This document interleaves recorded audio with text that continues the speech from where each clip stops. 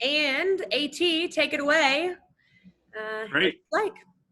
Thanks, JC. And thanks everyone for joining again the coaches hours, office hours here, as JC mentioned.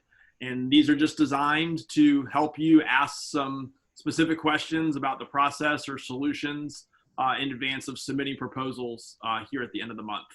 So what we're going to do today is go through, we've had a couple consistent questions that have come in that we've posted answers on the website, but want to hit those to make everybody aware of those. I've also gotten some other questions in this week that I think are relevant for people to understand, so I'll go through some of those, and then we'll open it up to free Q&A from here. So as we're going through those, if you have questions, feel free to chat them to JC, and we'll collect those and do those at the end, as well as we'll have an open time. And then I'll just close with a reminder of some of the timelines and dates and locations of stuff in case anybody's missed those or has questions there. All right.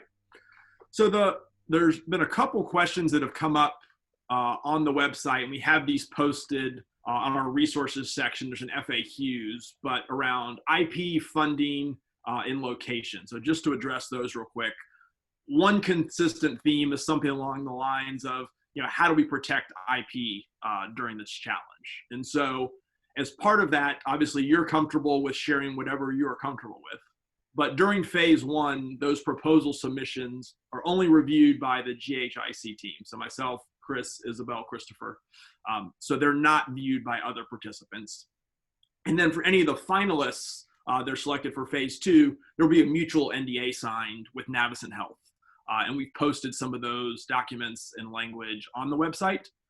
So if you have any questions or want to get ahead at looking at that, but that's a consistent question that we've heard around IP. Second one that comes up a lot is around funding.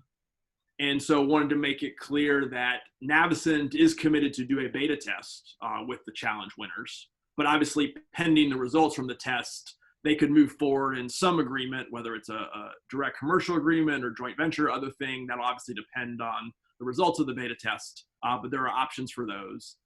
As well as there are other investors, angels, folks in the community who have access to funding that are going to be parts of these meetings and around that could be options there as well. And then lastly, there is no specific prize money as a result of this as well. And then the third question that's come up a lot is around Georgia and location.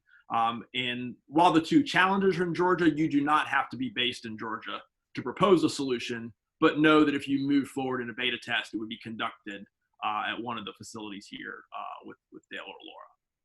So let me pause there for a second and just open up any questions on those couple things, IP, funding, and location, before I move on to some other questions.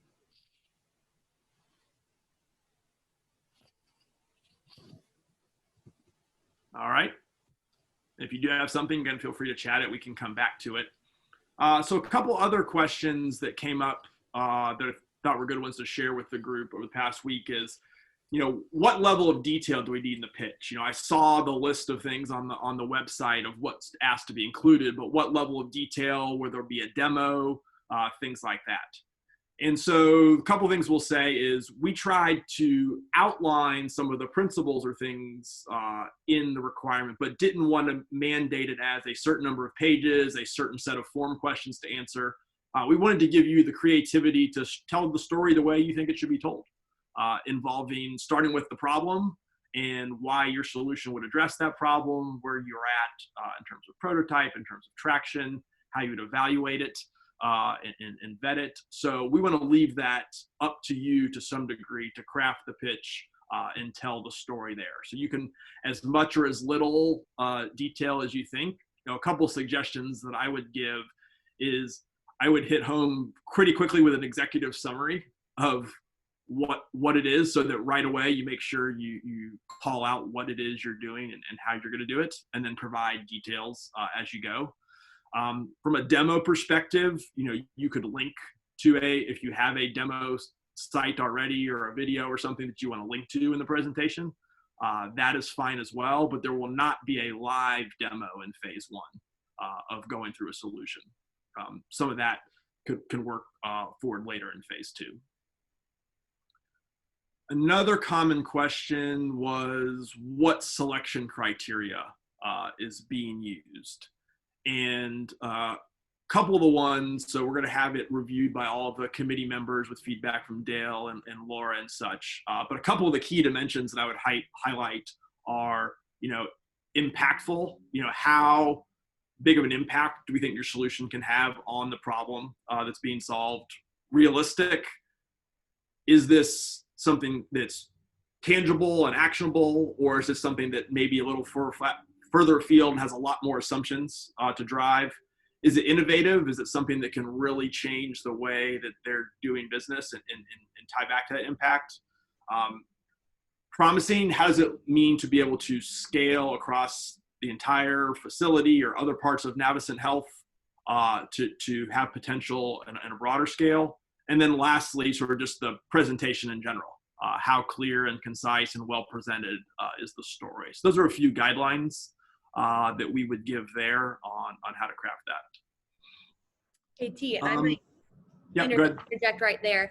I thought I would even share my screen real quick again and go back to the key elements of the proposal, just because you were just mentioning that presentation and what that looks like, just so you guys can see it again. Can you see here? Can everyone see the submitted proposal? Yeah, maybe you can just walk us through that again real quick. Since you were, in those last two questions, it might be good just to reiterate that for everyone who hasn't seen it, etc. Sure, yeah. So again, as I mentioned, here on the screen, you can see just a couple elements of the proposal where, again, we want you to touch on all of these, but fit it into the story that you're trying to tell. Again, just some of the basics on the company and the team, your contact info, the challenge you're proposing on, your approach. I think part of it, again, to be clear, is this doesn't mean you have to have a perfectly baked solution ready to go right now to submit a proposal. There will be time in phase 2 as well as in prep for the beta test to make some refinements on the approach. So don't think it has to be all fully baked at this point, but we want to see a lot about your approach and how you're thinking about it and how you're going to solve the problem. Again, an explanation of how your approach tackles the problem and then how you will measure it. So one of the other things we've heard is, I have a solution that does X, Y, Z, and it looks like, for challenge 1 or challenge 2, all you need is X. Make sure that you're applying what you do to the problem versus you're just talking about, here's everything I do, and you don't tie it back to the problem. So I would spend some time making sure you're fitting whatever you have into how it directly addresses the problem. Because it'll be pretty apparent for ones who are just pitching standard materials of what their product does, and only about 20% of it's relevant to this problem. So it's not a penalty if your product does more than what's required, but I would focus on how your product will solve the specific challenges. I think that's pretty important. And then, again, as you move forward, some of the ideas around making sure that you would be ready to move into a beta at the end of the program, and then any important assumptions. We know with things like this that are early on, there are lots of things that could be lost in translation, or you're assuming something that may not be true, or vice versa. And so lay those out, right? So that we're aware of, again, where your head is, how you're thinking about things. Because you may make an assumption that says, I'm assuming X, and that may not be true. But if you call that out, it will be at least understand that that was an assumption you were making versus you're just going down a path that's completely off the trail. So definitely call out anything's there, as well as anything that you would need to test or learn more as you move into phase 2. So I think those are the highlights. Obviously, you would submit the proposal in a PDF form right here on the site. But let me pause there again for Chris or Isabel, anybody else to comment, or any other questions from the team. Yeah, this is Christopher. I was just going to comment on the proposal. You may also want to kind of road map out your technology. I mean, we understand that the initial maybe phase 1 of it meets one criteria, but in order to have this fully blown end-to-end solution, it may require several iterations of the technology in and of itself. So you may want to think about it from that standpoint as well too. Phase one of our design will address this part of the problem. Phase two may address this problem, and phase three may address another set of the problems. Because the problem may be so large, it's like solving world hunger, right? You know, I can't solve it all in one day, but I can solve it in this one geographic location and then grow beyond that. So you may want to think about, as you design your response, that I'm going to try to address this problem first and then build upon that as we get successes going forward. Great, thanks, Christopher. I would say think about your user. I think for challenge one, it's pretty well defined. It's going to be the TC2 team, the user. For challenge two, it's a little fuzzier, right? For the asthma challenge, because you're looking at several generations of users, not just the children, but their parents and their grandparents possibly. So think about that. Think about how you will engage the user. And think about, you know, how do you get this information in the age of COVID-19, right? How do you do your customer discovery? So happy to help if you have any questions with the PEDS Asthma Challenge, which, you know, is a little less well defined in terms of user.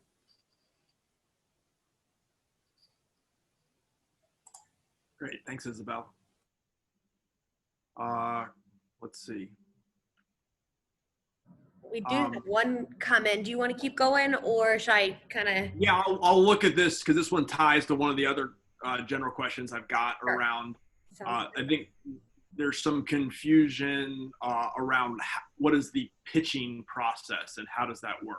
So again, phase one, you are submitting a PDF proposal of how you would solve the problem and stuff like we were just describing. So there is no pitch, no live pitch in phase one. From those submitted proposals, a down-selected group of finalists will be selected, a couple for each challenge, who will then work for the next 8 weeks with the champions, with our team here to refine those. And that will culminate in a forward pitch event on October 29th, where each of the finalists will actually do a live pitch, similar event type to how we did the reverse pitch, except instead of Dale and Laura presenting their challenge, the finalists will be presenting their pitch to solve the challenge. And so that will be the formal pitch that will happen, of which winners will be selected after that. So again, good question. This has come in a couple times in flavors, but phase one, there is no actual pitch. The pitch is the proposal submission on the website we just went over. And then phase two, there will be a forward pitch on October 29th. AT, to answer her question, I think she understood that as probably the pitch is in October. The pitches are probably going to be about 5 minutes, depending on how many, because it could be anywhere from 2 to 5. We said 3 to 5. It may only be a couple, but depending on the number, we may either extend the session a little bit, or we just limit them to 5 or 7 minutes. Mm-hmm. Thanks, Chris. And I did go ahead and everyone should be able to see this. The schedule, if you do have questions on the actual timeline, we tried to kind of line that up here, and you'll know, we'll link to the submission form, of course, as the time gets closer, and we'll have it on the website where you can submit those proposals as well. And it's obviously located on our resources page here. You'll see, but again, we'll make sure that you guys have all those links. But if you do have questions as far as the actual dates, due dates, that is all located. Right now we're in phase one on our website. Ooh, we zoomed in there, wow. And then of course on phase two, you'll have it here as well. So just wanted to share that real quick with y'all.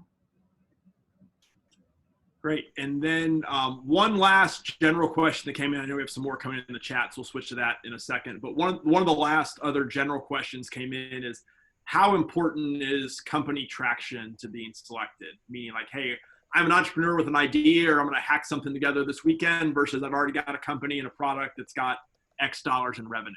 And I think the reality is we expect proposals along the spectrum, right? I think both have their advantages and disadvantages, right? So I don't think either is precluded from this, right? Obviously, having a product that's working and established other places is beneficial, and you should trumpet that. But by the same token, be careful that you're not just pitching your solution and not actually applying it to solve the problem. And then conversely, on the other side, if you're an entrepreneur, early stage, you don't have a fully solution yet, be creative in how you would approach the problem, knowing you've got some liberties to do that. But by the same token, it needs to be realistic enough to know that it could be implemented with Navicent as well. So both ends of the spectrum, I think, are expected and welcome. All right. I think another question just came in here in the chat. If I have a proposals common for both challenges, will that be a benefit? I would put a lot of caution in that statement if I'm reading it correctly. If one proposal is applied the same to both challenges, that probably is not taking into account the challenge specific details enough in the problem. So I would think that's great if you do have a solution that could address both problems. That's fantastic. But I would make sure your proposal is, again, not about your solution. It's about how your solution is solving the problems. And those are two very different problems. They could be having some core product that could do something to address both, which is great. But make sure it's completely tied for each to address each differently.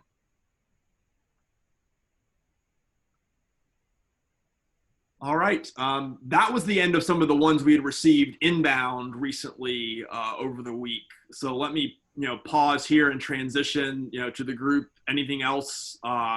Other questions around process or solutions that you want to put in the chat, or raise your hand and ask live now, because we've gone through the formal questions that have come in to address to the group at this point. We've got one there. AD, would you like to just read it? You want me to? Yeah, give me a second to read. Give me a second to read it here. It's a long one. Sure. It's a good question. I can already tell.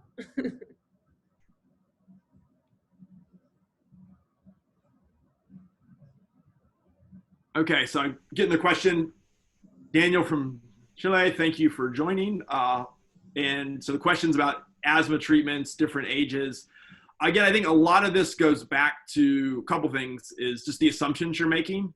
Yes, I think it's that this is going to be applied in middle Georgia here. So that will be the target market. So that would be sort of the rules and regs to follow there. Laura had a slide that's I think posted on the website of the ages where this was most prevalent. Isabel, and you may remember this, but I think there was some guidance there of probably focusing on the highest encounter ones there. Isabel, do you remember that one? That's right. Thanks, A.T. So Danielle, according to the data that we have from the emergency room, it's actually the kids before 12 years old who are most likely to visit the emergency room. So, think about it this way. Those children have more immature lungs than the above 12. Oh, thank you for showing that. And actually, you see the drop seems to start around 10 already. So it's interesting. I like your question of having two differentiated approaches per age group. I would be wondering, if as a parent, I have two children who have asthma, and one is 2 and the other one is 13, I would like to have an approach that,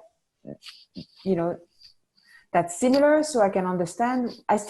The goal is still to understand what asthma is and what the asthma triggers are. So I don't know how you handle it in Chile. It sounds like here I'm not familiar with the Georgia handling those cases differently because of the age.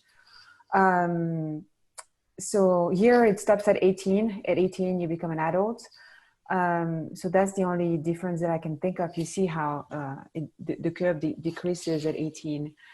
So yeah, good question. And yeah, think that the bulk of our cases are before 12 years old.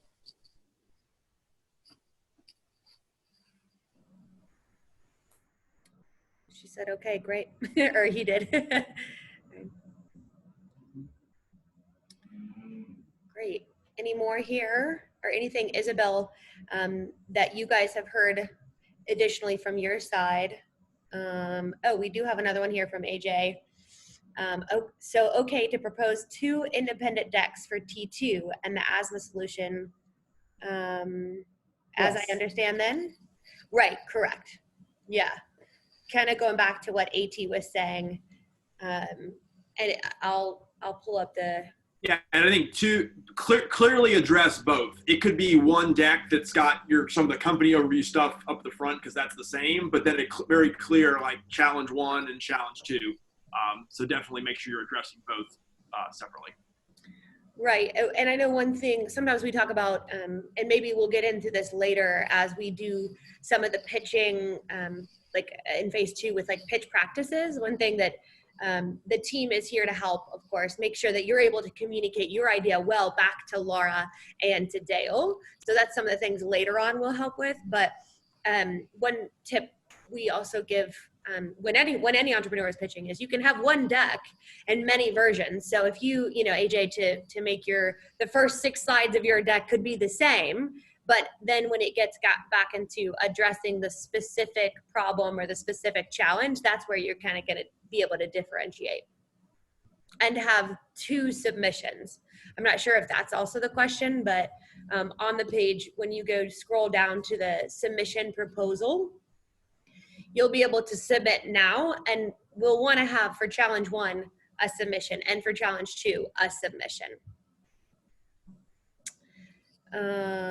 Let's see here. So let's see here. I'll take that one. The medication adherence. Okay. Yeah, if you want to read the question. Yeah, is medication adherence required by Navicent?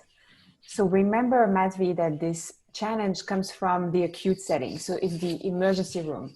I think you're asking more here. So I'll say 2 more things.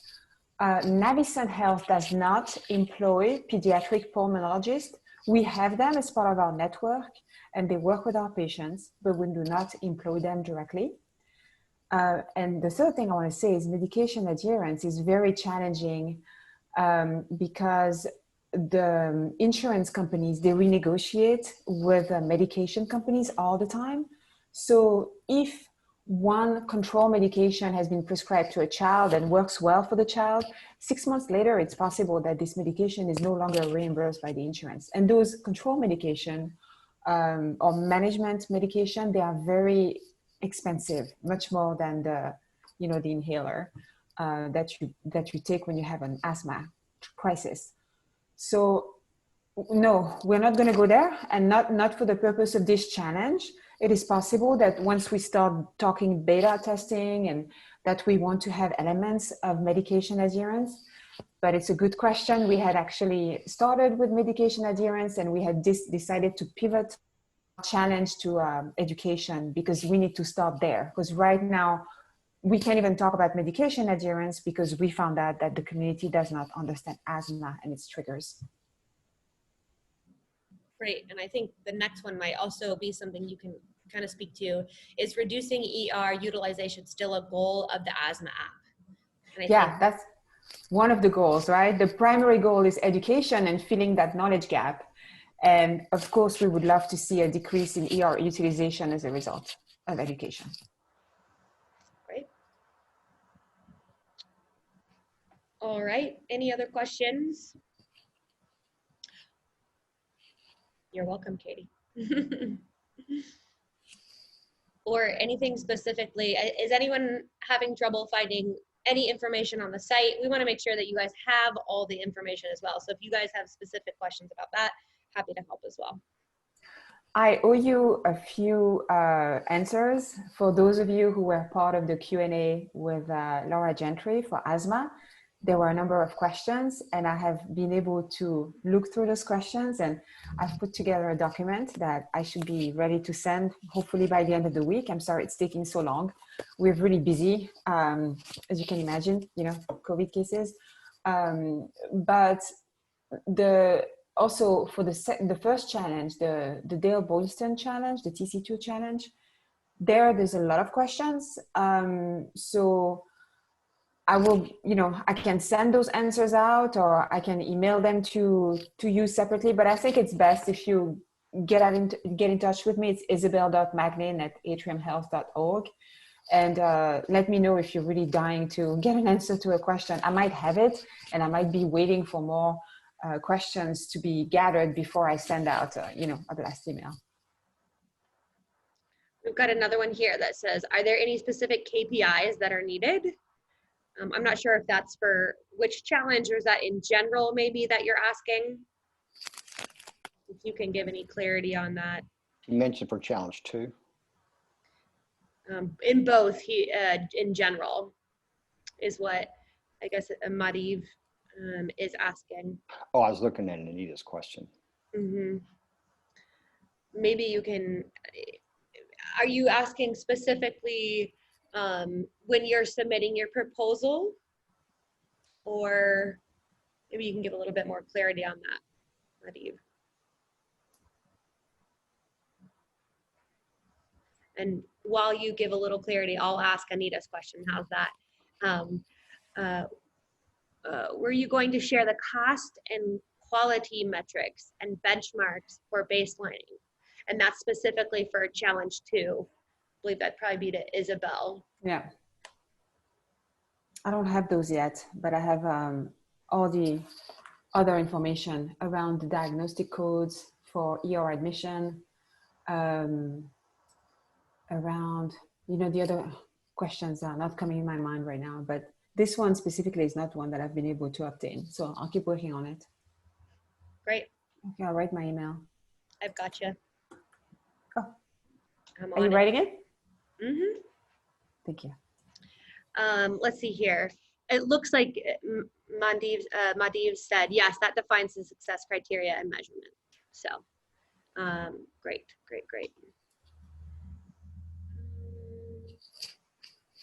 Oh, yes. Sorry, they're asking, are there any specific KPIs that are needed to define the successful criteria and measurement?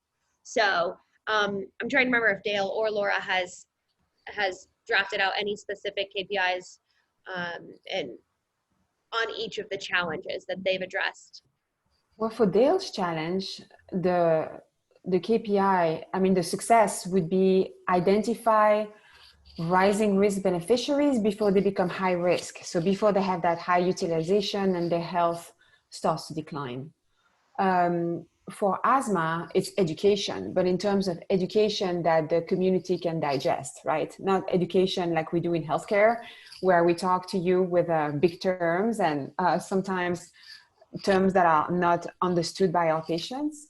It's around how do we educate and how do we make it stick? So how do we make it fun maybe, or how do we, I don't know how your product is going to look like, but if it's an app, I would like to see a KPI of engagement, right?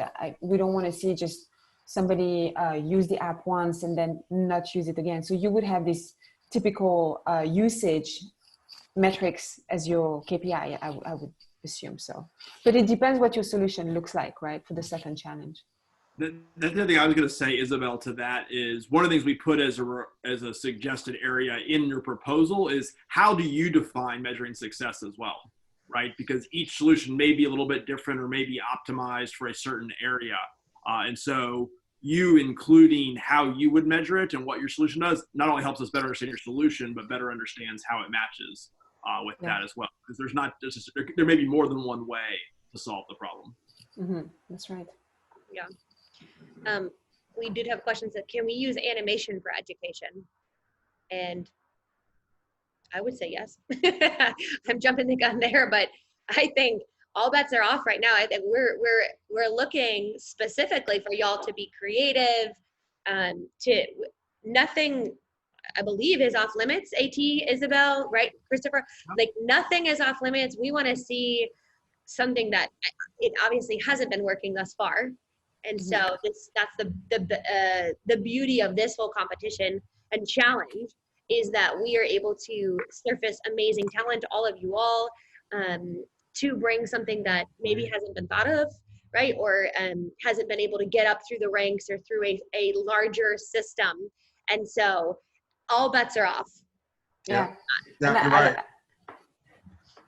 The animation idea is really good, right? Because the community of Fort Valley also has bilingual communities and and they have literacy challenges. So yeah, I mean, it's a good idea. Jeff, I wonder if you can provide a little bit more clarity.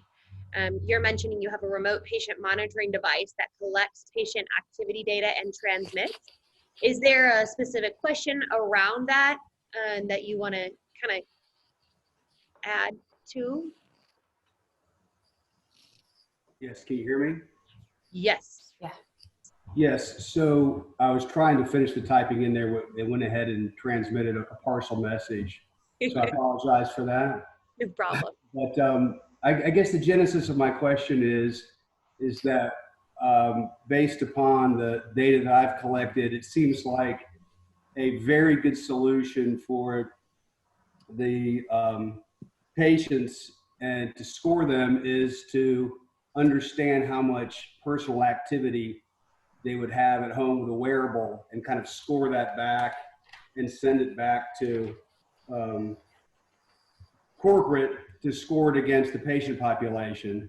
I actually sent that question in, is lack of activity part of a rising risk profile?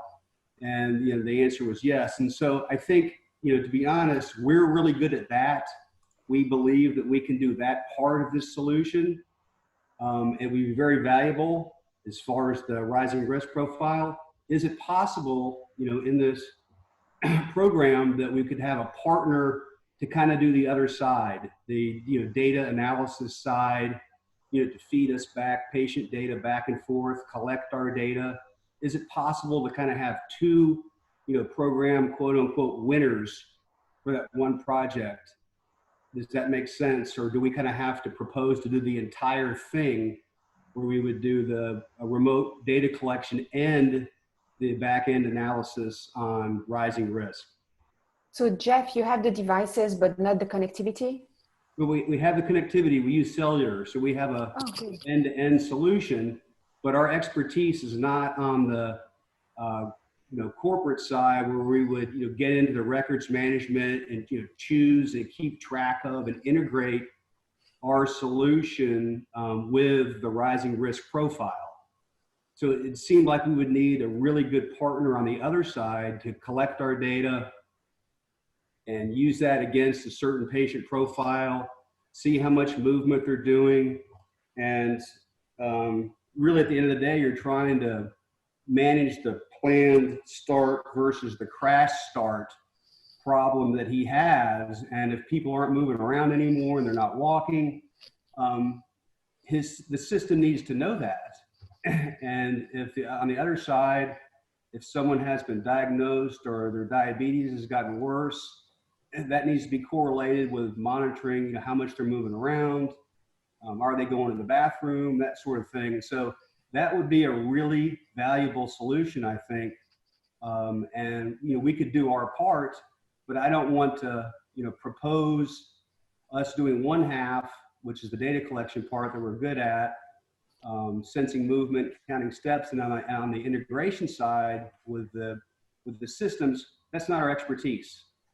So I'd kind of have to go outside the company or find contractors to fulfill that part of the contract. So I'm kind of wondering if you could have two potential winners to try to come up with a solution to solve that problem.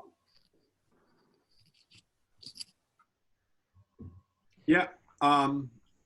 Yeah, I mean, a couple of things there. I think Jeff, and Isabel, I don't want to speak too much for you, but I think everything is on the table, right?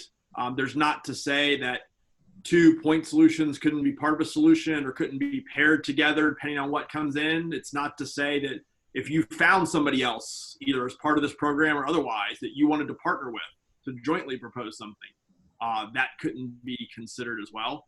I don't think there's a definitive answer one way until we see the details of everything, but I wouldn't think that would preclude you from, if you just got an amazing thing that solves one part of this really well, I could see a scenario where that gets combined with something else. But Isabel, I don't know, your thoughts? Yeah, I love the question. I mean, this is also the opportunity to partner, because we don't expect everybody to have a solution that, that is end to end. There was a study 5 years ago at the University of Missouri where, you know, they put RPM technology on the patients, and they were able to predict who was going to end up in the hospital very accurately. So the technology has made its proof, and we know that it works very well. Now, if you don't have the analytics piece, TC2 doesn't either. So, you know, do we open it up here for partnerships? Or are you willing, Jeff, to find somebody to partner with as part of this challenge? Oh yes, I think that would be, quite honestly, the optimum solution for us. We're really good at what we do. I do believe that RPM, you know, really is a good solution for that first problem. I don't really know how you could real time figure out how people are declining or holding steady at state without that. But you know, we want to do something that has meaning and that lasts and is valuable, but we don't want to overstep our bounds on the analytics piece. So Yeah. I would just kind of take guidance from the team here. You know, do we look, you know, within this program for a partner, or do we, you know, look outside for a partner? I wanted to do that privately, but, you know, time is moving forward here on this program that y'all have. And so I probably wanted to go ahead and get an answer or direction before we proceeded any further and put their resources into this. Do you want to share your contact info in the chat to see if somebody who's on the call would like to partner with you? And then, yes, I mean, looking externally as well, but you're right. We're kind of crunched with time. I do remember. I was just going to comment. And I think AT said it as well too. I mean, all strategies and approaches are on the table right now. I mean, the real goal and purpose of initiating this challenge from many of our perspectives was we wanted to bring the entrepreneur community and the provider community together to solve real world problems that were critical, that were pressing for those organizations. And so however those problems were solved, you know, whether it's through partnerships, through your own development work, or it's some, you know, permutation of that at the end of the day, if it addresses these real world problems these providers are dealing with, then I don't think they're going to be reluctant or you know, push back and say, we don't want that because you've taken an innovative look at our approach or partnership to solve it. Okay, well, I appreciate that. I do remember Dale addressing a different version of this question during the kickoff on July 30th, when he said he is looking for somebody with the technology and the analytical horsepower in the combined solution. So I think when he gets to January to test something, he needs something combined because he doesn't have the analysts on staff, as you mentioned, Isabel. So the question is can you get to the forward pitch in late October with a partner identified, at least sketched out, and you guys have identified roles, responsibilities, and how you both can contribute to a final solution, and maybe even co-pitch together at that point if you make the finalists. Ideally, you can identify that partner now in phase one and then pitch it that way in phase one. But yeah, and maybe I'll say it here, Jeff. It looks like you are. What is your company called? Just so I can, you know, when we share this recording out, they may not see the chat, but they could at least Google your company. So if you want to just give your full name and company name, and then who knows who's watching this, you never know. But if you can say that, just introduce yourself so we can also help spread the word.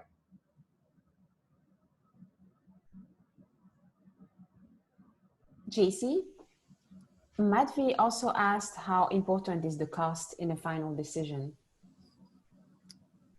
It's important. And, you know, in terms of pediatric asthma, broadband is important as well, because I know you were asking the question about the images earlier. So think about these two elements. They're both important. I wonder if they were asking too, maybe that goes back to, or maybe they're looking for peace of mind. I don't know if this is an assumption here, but I think AT, you kind of addressed this before. Like, Navicent has committed to a beta. So you all are looking, there is a desire to fund something, of course, right? I don't know if that was something that speaks a little bit more to the question. But the only thing I would say is too in your pitch as part of it, I always make sure I don't leave cost independently. I would tie it to value. And so what is your solution going to solve and measure, and how does that tie back? So it's not just a cost number by itself, but it's tied to a value number that can be proven in the beta. And the value I often find is what drives some good dialogue. great. Absolutely. I've got another question here. Is Spanish language an option for the Asthma Act, or something that you would be interested in? Yes, the community of Fort Valley is agricultural as well, and there's a strong Spanish population. It's not the majority, but there is a strong representation of Spanish speakers. Great. And Jeff did put his contact in here, so it's Jeff Thatcher. He's the CEO of Wearable.com. So for anyone who's listening and he wants to connect, listen to his needs earlier in the recording. But Jeff Thatcher of Wearable. I haven't seen any others come in. Oh, let's see here. I thought cost/financial level data doesn't need to be included for phase 1 pitch. Is that not true? That is a good clarifying question. Yeah. No, that's correct. At the phase 1 level, we don't need to know, we're not going to know that much detail about, the financial elements of the solution. Yeah, I think AT is probably speaking more to like when y'all are thinking through a solution, perhaps always tying it back to that in the end is an ultimate goal, but not these proposals. I think Chris mentioned it too. You don't need to have everything, and Christopher, it doesn't have to be built out. It doesn't have, even a working demo, we don't need that.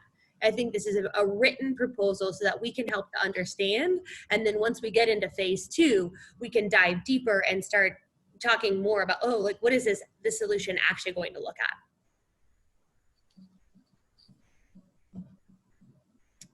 Let's see here. Any other questions? I know we got about 15 minutes here, so anything specifically?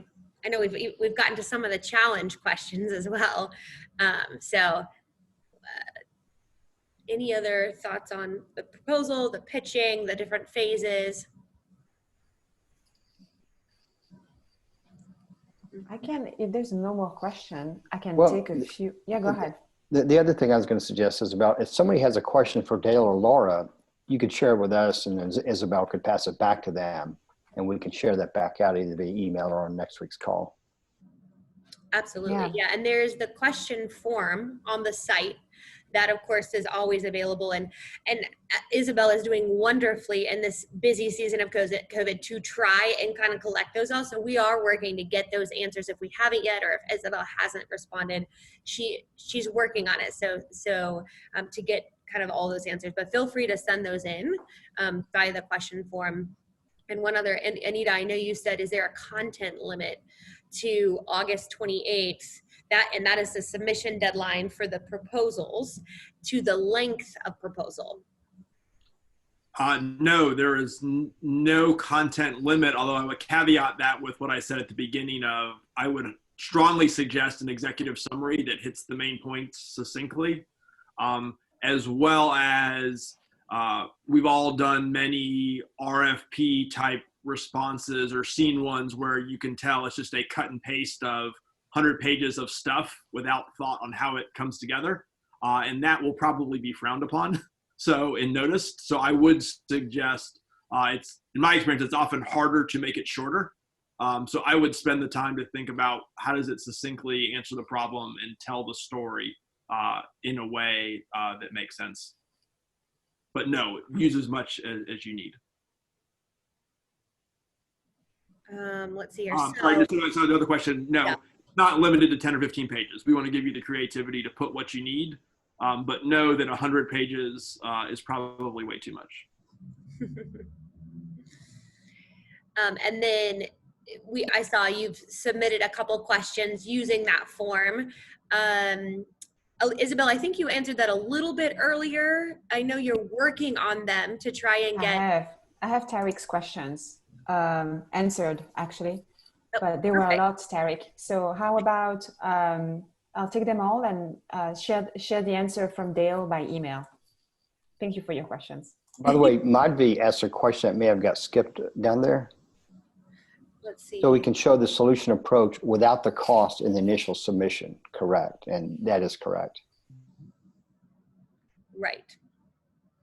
And then another one is the funding page to be sought after and post the review of the pitches and potential solutions, or is there a budget in mind for 2021?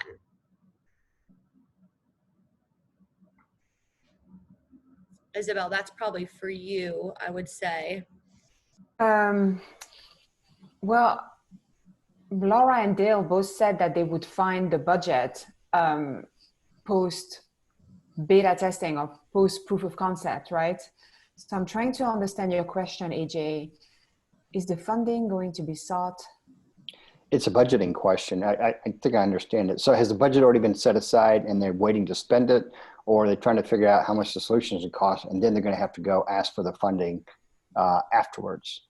Yeah, so, our budget would be redirected, right? There is this current solution that's, not meeting expectations. So, it might be a change of platform. It might be doing things, reallocating funds. So in that case, if that's the situation, then it's not currently budgeted, even though they will find money. And we've heard them both say that if they find the right solution, they will find the money. Right. But I think it's a good question to ask both of them. Is it currently funded in 2021? And it's a great question. Yeah. We should see if we can get a more definitive answer too. Mm-hmm. Well, and even just Isabel, budgeting cycles in every company is different. Right. I'm not sure when does the 2021 budget even get set, especially in an environment like COVID right now, where I know many companies I've spoken with, budgeting processes are very different than they historically are. So yeah, from a sales perspective, I understand where AJ is coming from, because usually you spend a year selling a hospital on a new solution, and then they put it in the budget, and it takes another year to go through the budgeting cycle. So it's a 2-year sales process. So he's asking, is it budgeted already, or are we just selling a concept for 21 to fund in 22? It's right. question. Right. Well, and you're right, because many healthcare organizations' fiscal year starts in July. And so the actual budgeting process will start getting kicked off the latter part of the previous year and get into the first part of the beginning of the year. That being said, we are talking not to staff members, but to the CEOs of these respective organizations as well too. And so if they've made the commitment to fund, then wherever those funds come through, discretionary dollars that they have or reallocation of dollars, they've made a commitment that these 2 projects are important to them and that they're going to find the resources to make them happen. Excellent point. Excellent.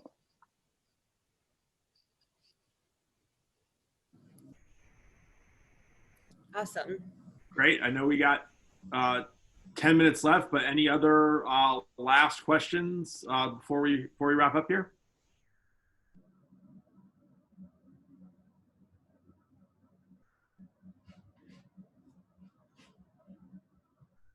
All right. Well, thanks everybody again for joining. I think just a couple follow-ups here. As Isabel mentioned, she is still chasing down several of the questions that are coming in, specifically for Dale and Laura, and some of those she does already have answers to, and others she's still researching. So continue to share those on email and post in future calls for those. You can still submit questions online. You can still join us. So we'll have 2 more of these each of the next Wednesdays as more questions come up, or if you get more into your proposal and have specific questions to evaluate. And then, coming down to the August 28th deadline, but we'll have 2 more of these to continue to ask questions or using the website as well. Isabel, Christopher, anything else you want to add to wrap up? And, No. and this call is being recorded, correct? Yes. Okay, so it'll be available online. Yeah, and let me speak to that real quick. I'll share my screen just so you guys can see. I usually do try and send out a recap email, but if you've missed that, or if I somehow have skipped that, we do have recordings also listed on the resources page and the schedule. So you're going to see the reverse pitch recording is listed here. We've got the Q&A recordings here. I will go ahead and like it'll say join the Zoom here, but then I'll say view the recording. So this will be up there, and each week you can register and then view the recording after. And those are also located on our resources page. We're really trying to equip you guys so you do have all the resources. And this just keeps getting longer and longer. So soon you'll see a link to the 8/12 coaches session, and that will live, of course, down here with all of the recordings. So you've got your challenge recordings, everything. You should be hopefully all equipped, but they will live on the website.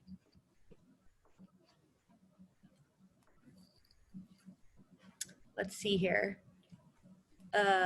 Just a question. Thank you. We love this platform you guys are using for the challenges. Very helpful and well structured. Thank you so much. We're glad to have good partners involved. Each of the team members here, and especially with Navicent Health, it's been a very good experience. So hopefully we're able to provide you all a structure that can be as easy as possible to really solve amazing, tough problems. Absolutely. Thank you so much. Yeah, thank you everybody for joining. Have a good week, and we'll see you next week or send questions between now and then. All right. See you guys later. Take care. Thank you all. Take care.